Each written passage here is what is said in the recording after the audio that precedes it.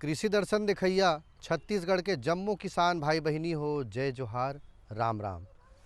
कुंदरू करेला के साग रे, कुंदरू और करेला के साग रे, सखी भूंजे माँ मीठा थे। कुंदरू करेला के साग रे, सखी तरे माँ मीठा थे। तरे माँ मीठा थे जी, भूंजे माँ मीठा थे। सूखा माँ मीठा थे जी, तरे माँ मीठा थे। और कुंदरू करेला के साग जी, सखी सूखा माँ मीठा थे। संगवारी हो, कुंदरू करेला के साग जब रांधथन त दार के संग कुंदरू करेला के सूखा साग हो जाते बढ़िया लागथे। और संगी हो, करेला के मैं बात करूँ तो आप मन सब जानता हो कि करेला ह कतेक औषधि पौधा हरे। ओला दवाई के रूप में भी हमन प्रयोग करथन। और खास कर जिसे आजकल देखन तो हर मनखे ला शुगर के प्रॉब्लम है, तो ओमे करेला के बड़ा योगदान रहिथे वो शुगर ला कंट्रोल करे बर। त संगवारी हो, आप मन आज जान डरे हो कि करेला के शायद चर्चा करही, तो बिल्कुल सही पहचाने हो आप मन। आज हमन कृषि दर्शन कार्यक्रम में चर्चा करबो करेला के वैज्ञानिक खेती कैसे होना चाहिए। तो संगवारी हो, मैं चर्चा ला शुरू करावा ओकर पहली आप मन बर है कुछ खास ओला देखो।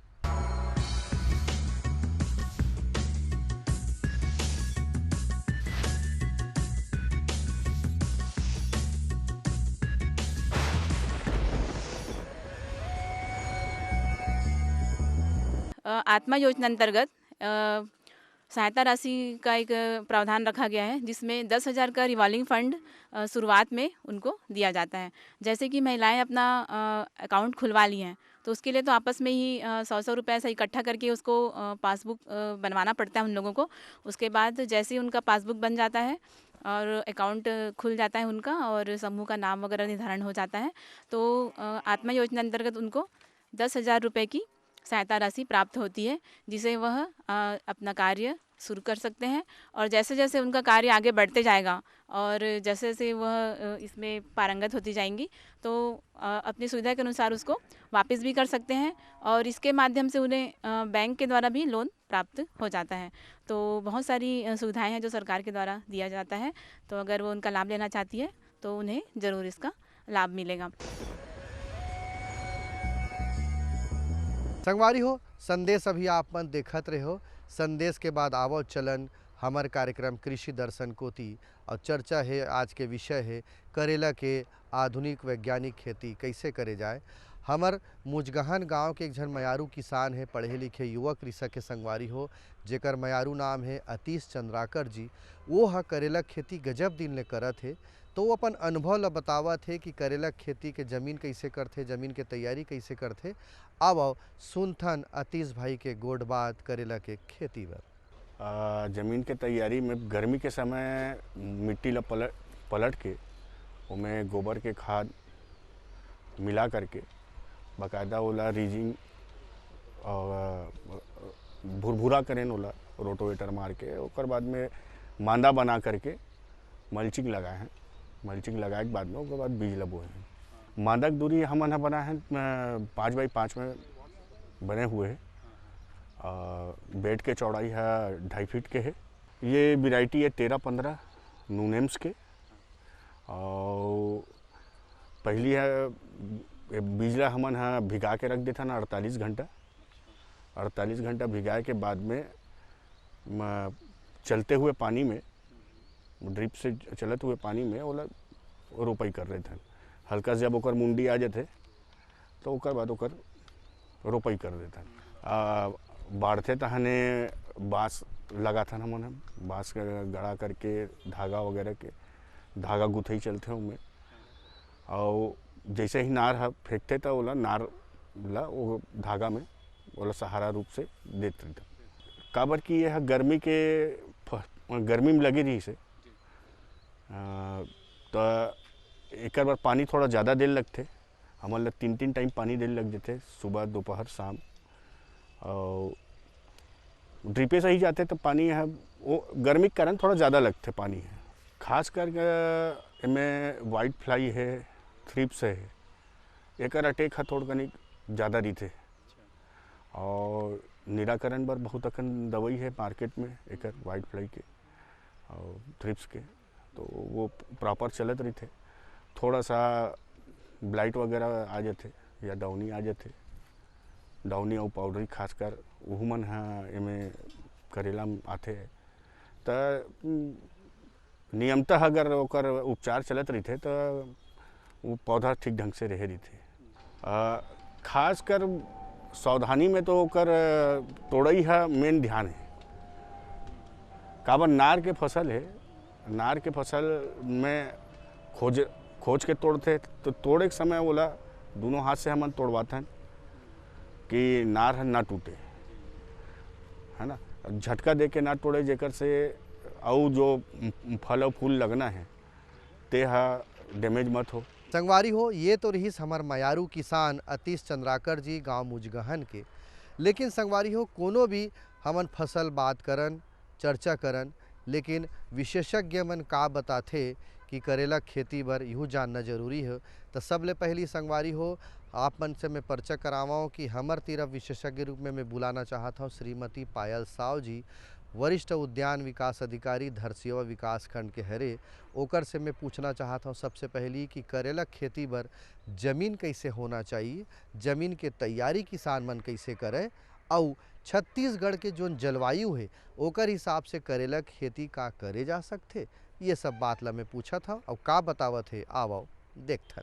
करेले की खेती के लिए हमें सबसे पहले जो है ज़मीन देखनी होती है, इसके अलावा जलवायु है। तो मैं आपको दोनों के बारे में बताना चाहूँगी।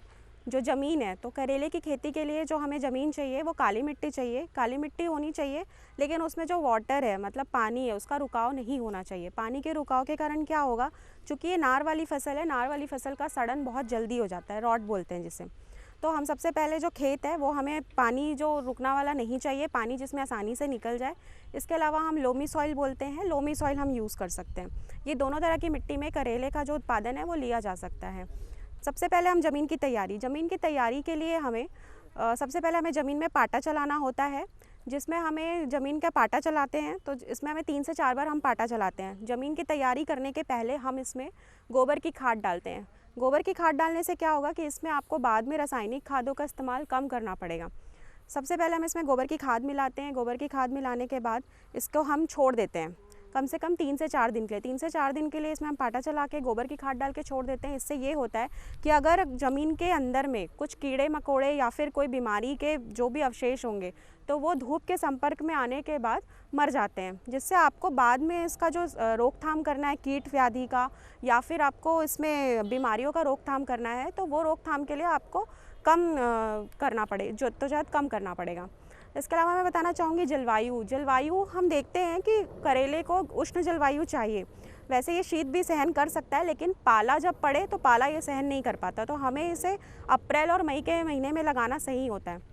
मैदानी क्षेत्रों में हम इसे अप्रैल महीने में लगाते हैं, अप्रैल से मई महीने के बीच में बुआई करते हैं बीजों का, और या फिर आप जनवरी में भी इसका बुआई कर सकते हैं।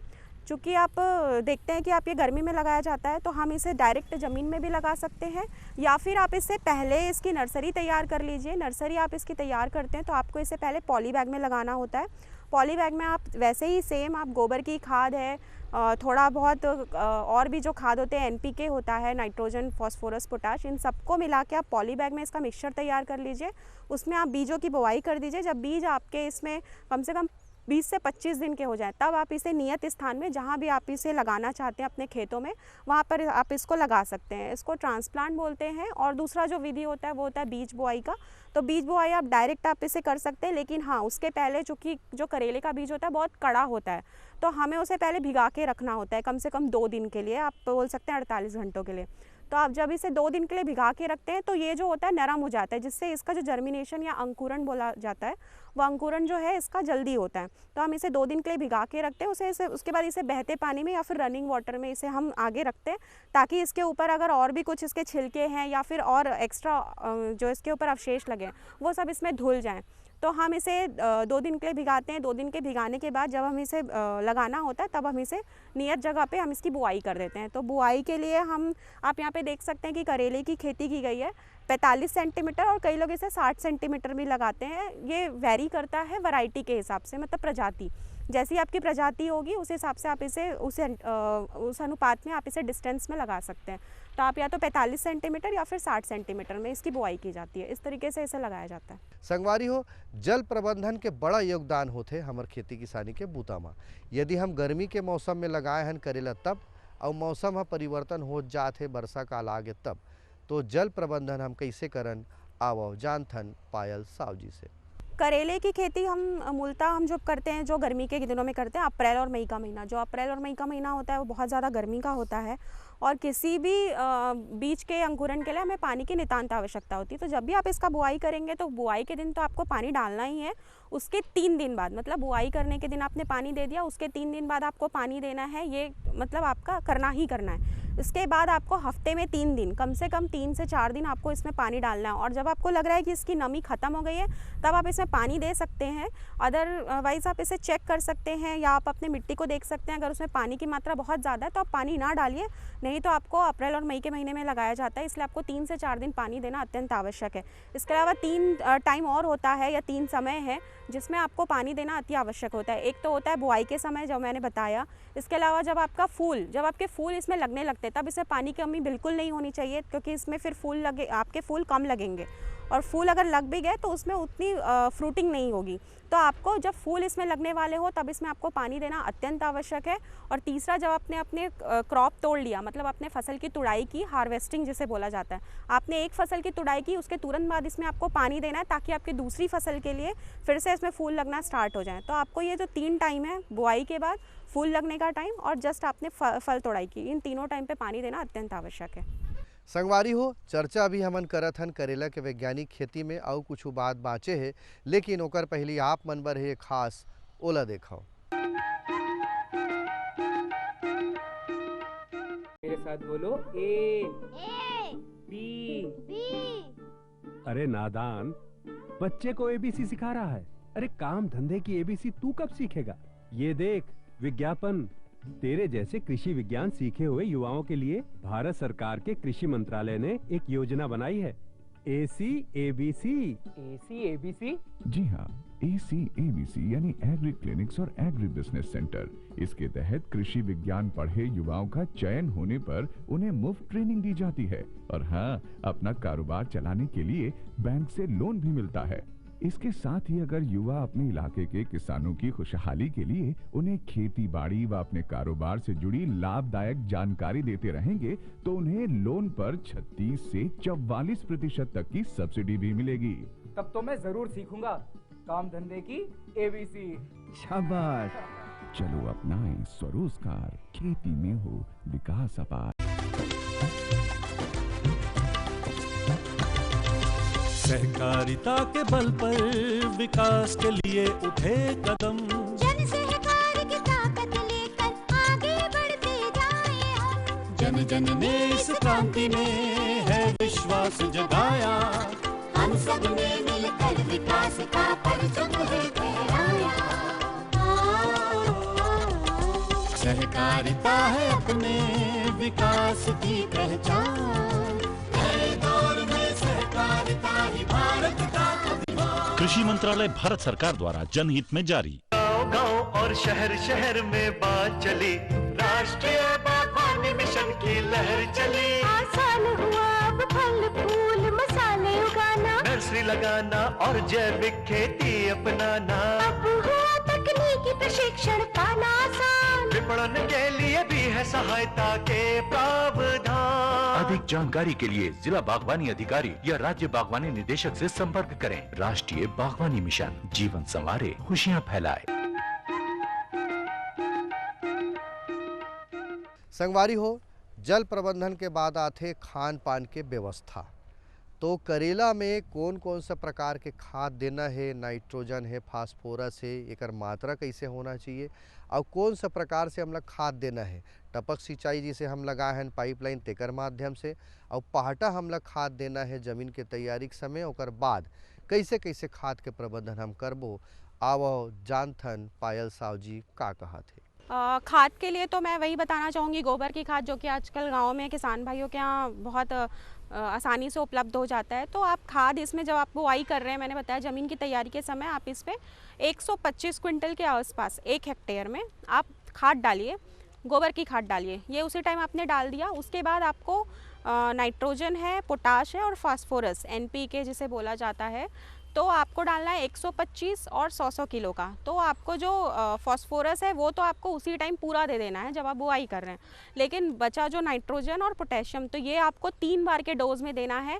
पहले आपने आधा दे दिया, मतलब 50% आप उसी समय डाल दीजिए जब आप बुआई कर रहे हैं। उसके बाद के 25% जब आपके फूल लग रहे हैं और आप एक जब लास्ट तोड़ाई कर रहे हैं तो आप उस टाइम पे डाल सकते हैं। तो इस तरीके से आपको 3 बार में अलग अलग करके आपको डोज देने हैं। संगवारी हो, करेला तो इसने भी औषधि पौधा माने जाते, एक दवाई के रूप में काम आते, लेकिन तभो ले मौसम के बदलाव से या कुछ कहान ऊंच नीच हो गए हमार सावधानी रखे में, तब कीड़ा मकोड़ा है या रोग है, व्याधि है, ये लगे के संभावना रही। तो ओकर पहचान किसान मन कैसे करे, का रोग राई में लग सकत है, कीड़ा मकोड़ा लग सकत है, ओकर जानकारी भी होना चाहिए और ओकर निराकरण हम कैसे करन। आवो जानथन करेला खेती में कीट व्याधि के निराकरण कैसे करे जाए। मैं बताना चाहूँगी कि इसमें आप डाउनी मिल्ड्यू जिसे बोला जाता है, डाउनी मिल्ड्यू मतलब एक राख टाइप का इसके पत्तों पर दिखने लग जाता है आपको काले धब्बे। उसके कारण जब इसके पत्तों पे आपको ऐसे धब्बे दिखने लग जाए तो फूल भी इसके गिरने लग जाते हैं और पत्ते भी इसके ख़राब होने लग जाते हैं, फल भी इसके ख़राब होने लग जाते हैं। तो आपको जब ऐसा डाउनी मिल्ड्यू दिखाई देने लग जाए तो आप इसमें मैंकोजेब का छिड़काव कर दीजिए।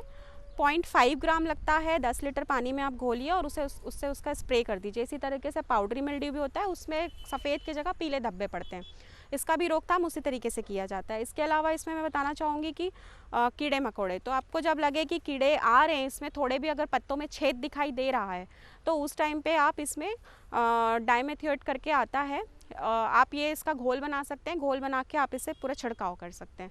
और इसके अलावा आप जैसे घरेलू उपचार बोला जाए तो घरेलू उपचार में बताना चाहूँगी कि आप क्लोरपायरीफॉस है उसे लीजिए, गुड़ या चीनी में उसका घोल बनाइए। 5 लीटर का पानी लीजिए, 5 लीटर में आप 1 किलो चीनी या गुड़ डाल दीजिए और उसके बाद उसमें क्लोरपायरीफॉस डालिए और उसको घोल को छिड़काव करिए। तो वो ज़्यादा इफेक्टिव है क्योंकि वो चिपक जाता है और चिपकने के बाद उसमें जो भी कीट मकोड़े आएंगे तो वो उसमें चिपकने के बाद उसमें क्लोरपायरीफॉस के संपर्क में आने से ख़त्म हो जाते हैं, तो वो ज़्यादा इफेक्टिव है, तो आप इसका इस्तेमाल कर सकते हैं।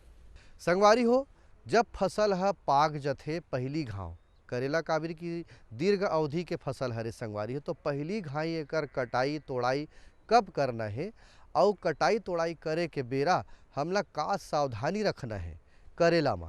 आवो पायल साव जी का बतावत है किसान मन ला देखथन सुनथन। जब हम करेले की तोड़ाई करते हैं तो एक प्रमुख बात है जिसका ध्यान रखना अति आवश्यक है। जब भी आप करेले की तोड़ाई करें तो नार की फसल है तो आपको खींच के तोड़ाई नहीं करनी है। तोड़ाई करते समय आपको ध्यान रखना है कि करेले में कम से कम आपकी 2 सेंटीमीटर 2 से 4 सेंटीमीटर की डंठल रहे।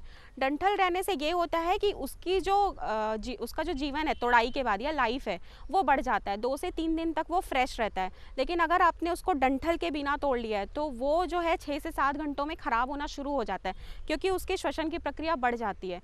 तो आपको ये करना है कि 2 सेंटीमीटर उसमें डंठल रहने देना है जिससे वो मार्केट पहुँचते तक एकदम फ्रेश रहेगा। और यहाँ तक कि अगर आपका उस दिन नहीं बिकता है मार्केट में तो भी वो 2 से 3 दिन तक के फ्रेश रहेगा। तो सबसे पहली बात है कि डंठल रखना, हमें 2 से 4 सेंटीमीटर डंठल रखना अति आवश्यक है। और अगर आप मार्केट लेके जा रहे हैं तो वही है, आपको तोड़ के डायरेक्ट आपको टोकरी में नहीं फेंकते जाना है, आपको तोड़ना है। तोड़ के आपको बहुत हल्के हाथों से उसे, बास्केट होते हैं या जिसे आप बोलते हैं कि ये जो ट्रे मिलते हैं इन लोगों जो होते हैं प्लास्टिक के जो ट्रे होते हैं, बास्केट होते हैं, उसमें आप लोगों को पेपर बिछा के उसके ऊपर आपको करेलों को सीधे सीधे रखते जाना है जिससे वो ख़राब ना हो। इस तरीके से इसकी मार्केट वैल्यू बनी रहती है और ये फ्रेश रहते हैं। विशेषज्ञ मन ह का बताथे जिसे फल फूल के खेती है या करेला खेती है, सब्जी खेती है, तो सरकारी योजना का है? सरकार कोतिले किसान मन बर का कुछ अनुदान के बात है या कुछ योजना इसे चलत है जेकर से किसान मन आगू बढ़ सके, अपन जिंदगी ला बढ़ाए बर? कुछ पैसा मिलथे का, पाइपलाइन मिलथे का, पौधा मिलथे का, ऐसे बहुत सारे योजना यदि चलत होही तो का योजना है, आवो ओकरो जानकारी लेथन योजना के संबंध में। उद्यानिकी विभाग से किसान भाइयों के लिए बहुत सारी योजनाएं संचालित हैं। इसमें ये केंद्र शासित योजनाएं भी हैं और राज्य पोषित योजना भी है। मैं बताना चाहूँगी कि फल, सब्जी, फूल और इसके अलावा संरक्षित खेती, इन चारों इस घटकों में उद्यानिकी विभाग के द्वारा बहुत सारे अनुदान दिए जाते हैं किसान भाइयों को। जो भी किसान भाई, मैं बताना चाहूँगी, चाहे कोई भी योजना हो जिनका लाभ लेना चाहते हैं, तो सबसे पहले किसान भाइयों को अपना B1 नक्शा खसरा जो कि 6 महीने से पुराना ना हो, ये आप अपने पास रखिए। इसके अलावा आपकी 2 पासपोर्ट साइज़ की फ़ोटो रहेगी, आपको उसमें आधार कार्ड लगना है, आपके पैन कार्ड की फ़ोटोकॉपी, पासबुक की फ़ोटोकॉपी रहेगी। इतने सारे उसमें दस्तावेज लगने हैं। ये दस्तावेज और एक आपका फॉर्म रहता है जो कि उद्यानिकी विभाग के कार्यालय, आपके जिस ज़िले में आपकी ज़मीन है वहाँ पे उद्यानिकी विभाग के कार्यालय स्थित हैं। इसके अलावा सारे ब्लॉक में, जहाँ पे भी आपके उद्यानिकी विभाग का जिला है, वहाँ पे जो भी ब्लॉक होंगे वहाँ पे ब्लॉक्स में नर्सरी है, शासकीय उद्यान रोपड़ी होती हैं हॉर्टिकल्चर डिपार्टमेंट की।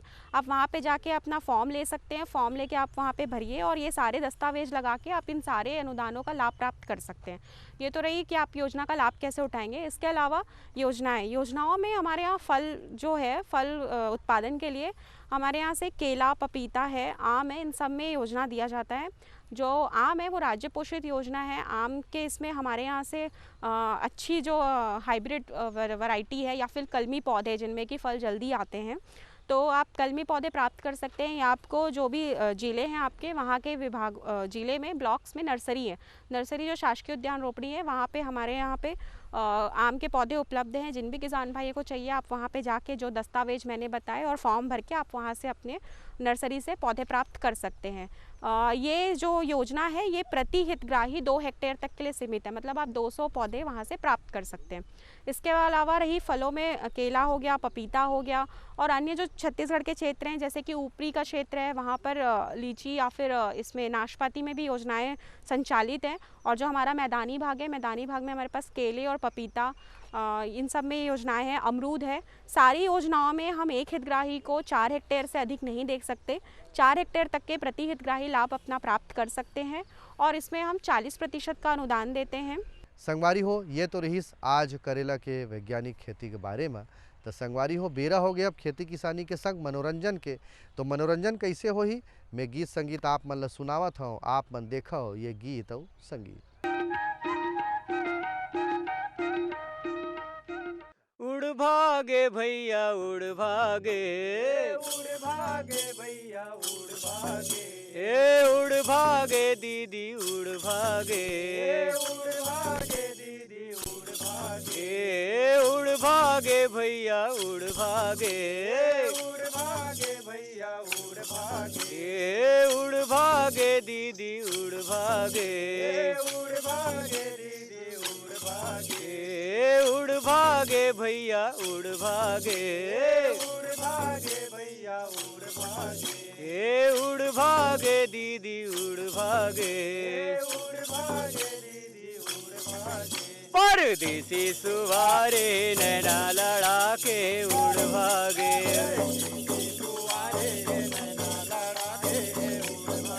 परदेसी सुवारे नैना लड़ा के उड़ भागे,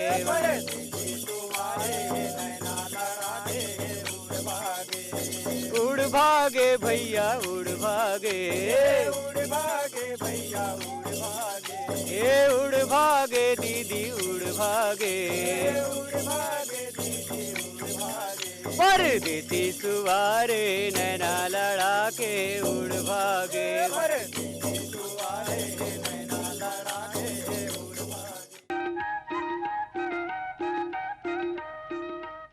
संगवारी हो, ये तो रहीस गीत संगीत करेला के वैज्ञानिक खेती के चर्चा और किसान मन बर सरकारी योजना का है तेकर जानकारी। ये सबो बात ला आप मन आज देखे हो, सुने हो, तो कैसे लागिस? तो आप मन कैसे बताहूँ संगवारी हो, हमन ला चिट्ठी पाती लिख के और ईमेल करके। तो संगी हो, चिट्ठी पाती लिखे बर मैं पता ला बतावत हूँ, आप मन हा लिखाओ। हमार पता है कार्यक्रम कृषि दर्शन द्वारा निदेशक दूरदर्शन केंद्र शंकर नगर रायपुर छत्तीसगढ़, पिन कोड है 492007।